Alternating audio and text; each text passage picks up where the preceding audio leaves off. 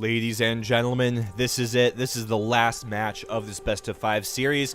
It's not even a best of 5 series anymore. It is a best of 1. Whoever wins this single match takes the entire cup, the entire tournament, all however many euros the prize is, I don't actually know. But all the money, all the fame, all the glory will belong to the winner of this single game. The map's going to be one of the most classic maps of Blizzard, Shattered Temple. A modified version of Lost Temple, which has been around since StarCraft Brood War, since Warcraft something or other, I don't remember which one, but it's been in almost all of Blizzard's RTS games. Both of these players are probably very, very familiar with it. Happy was, of course, a pretty strong Brood War player. Strelok came from Warcraft 3, so he's going to be familiar with Lost Temple as well. Strelok spawning in the northern position, Happy spawning in the south, as far away from each other as they could possibly be. The Eye of Sauron is in the center of the map, of course, dividing our two players. They'll have to band together to defeat him by throwing the ring into the volcano.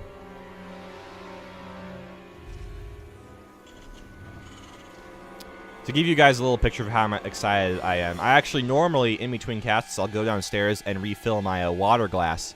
But I actually didn't even do that. I finished the last cast. I threw the video clips into the folder they are supposed to reside in, and then I immediately loaded up this game. No water for me. I'm a man. I'm just so very excited. Both players are going for the standard opening. And this is so interesting because these players have played against each other for 4 games so far. So they have to decide, do I want to do what I know has worked for me 50% of the time and just hope I'm able to execute it well enough that it works again? Or do I start switching things up and try to throw my opponent off tilt? And it looks like Strelok is at least going to deviate from a strategy a little bit, as he's at least getting a Marine before he builds any sort of tech lab or anything like that. So already we see Strelok making small, tiny adjustments to his play. That's interesting. That's okay. I'm not exactly sure why he feels the need to hide it up there, or rather why he needs the need to build it here, make a Marine, then lift it up and fly it over there to hide it. But either way, we do see Strelok is obviously switching up his play just a little bit. In the meantime, Happy could still be going for his usual shenanigans, his tomfoolery. We'll have to see. We actually can't quite tell. And yes, he is. There's the hidden factory. At this point, you have to ask yourself, is it even worth hiding? I mean, Strelok knows you're going to do it, man. It doesn't need to be that out of the way. Strelok going to be building that Reaper, going for a quicker factory than I believe we've seen in the previous games. Don't cite me on that, I'm not 100% sure, but I feel like that factory is making its appearance just a little bit faster than we have seen previously. We see he's building a bunker at his main also. That does imply that he's going to be going for some pretty serious tech. And of course, the Yellow Terran player will know that if he ever scouts it. If he sees that bunker, he'll know what's going on. Reaper just about to pop out. Gonna lift that barracks up again. Man, that barracks getting its exercise today. It looks like he's gonna build a starport there. Ooh. So Strelok gonna go for some cloaked banshees, it looks like. Ooh. I'm getting excited, ladies and gentlemen. The Artosis nerd chills have in fact entered my body.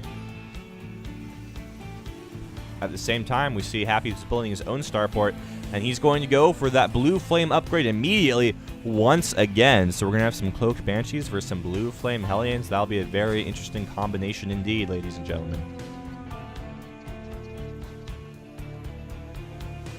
As long as nothing's going on, I think we'll just sit back, start rocking out to that Terran music. The Terran music is, of course, the best music. Hopefully that'll change in Heart of the Swarm. I actually don't know if you guys knew this or cared, but it's pretty cool. Blizzard actually had a different composer compose the music for each race, so it wasn't one composer who was like, this is a Terran song, this is a Protoss song. It was actually completely different composers, so that was actually pretty cool, I thought, as they were trying to make them as diverse sounding as possible. We see that the Banshee is in production. A scan goes down from Happy. I don't think he sees the Banshees, though. He does not see the factory or the starport. Now, while we're up here, does Strelok see any of this? Strelok doesn't know either. Both of these players completely in the dark. This game could get messy, ladies and gentlemen. The first Banshee has come out. Cloak about halfway done. It is moving across the left side of the map. It does not appear as if Happy is going to be able to scout that out. Happy with 2 Blue Flame Hellions in the center of the map and a Medivac as well. Going to go for some droppage. And Strelok really doesn't have a lot to defend this. He only has 1 bunker. 1 bunker. Of course he has 1 bunker. He only has 1 Marine in that 1 bunker, which is the more important thing. Now he is building some Marines out of this reactor, but it looks like the Blue Flames are going to hit just in time before that happens. Now Strelok is just offshore of Happy's base. There we go. Happy is going to see that Banshee. At the same time, Strelok is revealing his Blue Flame Hellions. They're going to make it into the mineral line. Happy does not have a lot to defend this with. Only a couple of Marines and the Vikings. So many SCVs are getting destroyed. At the same time, this Banshee has 0 kills and is already in the yellow. Things not looking good for Strelok at all right now. That missile turret does kill the Medivac. However, these Hellions getting so many kills by themselves. There we go. Good micro by Happy, not auto-attacking that Viking. Well, now he is, but he did click on some of those SCVs. If we take a look at the Harvester count now, 8 SCVs for Strelok compared to 26 SCVs for Happy. Happy killed 21 workers in that attack. Oh my goodness. This game is starting to look a lot like the previous one on Tal the Rim Altar, where Happy just got a huge economic lead early in the game and held on to it. That Viking does, or excuse me, that Banshee does go down. Was not able to see exactly how many kills it got, but it couldn't have been a lot, as you can see from the stats up there. I just realized that was not up. There we go. There's the little name tab. I think that's a neat graphic. It's pretty sweet looking. I like it. My brother is actually all about the new graphics, like these ones down here. He always freaks out whenever somebody throws them up. He's like, oh, it's so cool. His voice actually isn't that high, but, you know, gotta keep him in line. I'm the older brother. I have to establish my dominance by making fun of him on the internet. Which is very standard. Happy, building that command center. He knows he's so far ahead, he can just take his expansion. Strelok does have his orbital command up earlier, but it's going to be a while before he's really confident enough to be able to take his natural. For now, he's just going to use it for the minerals and the mules and the SCVs. Just send them over to his main mineral patch over here. Happy with complete map dominance with those Blue Flame Hellions. At this point, looks like Happy might be going for a timing attack. He's building a tech lab on that factory. Probably going to start going for some siege tanks. He is researching stim right now from that tech lab over there. And I have to say, a strong timing attack might just be the thing in this situation that will tip Strelok over. I do want to point out once again, Strelok beat Happy 3-1 in a previous ESL tournament. So if Happy's able to overcome and destroy, not really destroy Strelok, it's pretty close, but defeat Strelok 3-2, that would be very impressive indeed. It would show his growth as a player. Strelok actually going to be expanding before Happy. Happy hasn't quite gotten that orbital command out there. And, oh, there's Blue Flames, there's Blue Flames. Go look at the Blue Flames. Blue Flames are killing all sorts of things. Now, Strelok is not lining up his SCVs or anything like that, so that's very smart of him. But, oh, both mules getting taken out in an instant.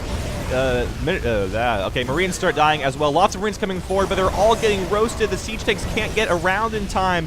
Oh, my goodness. Happy controlling those Blue Flame Hellions so terribly well. More Marines getting destroyed. Oh, the humanity of it all.